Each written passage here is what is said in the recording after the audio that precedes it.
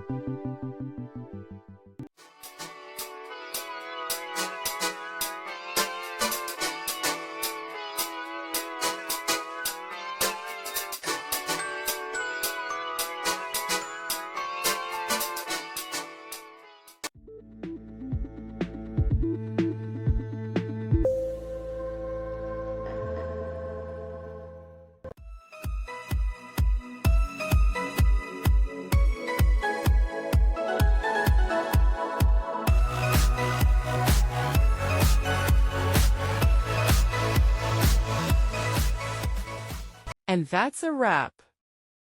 I hope you found the answer you were looking for. If you did, take a second to hit that subscribe button. It really helps out. And let me know in the comments which solution worked best for you. See you next time in the debug zone.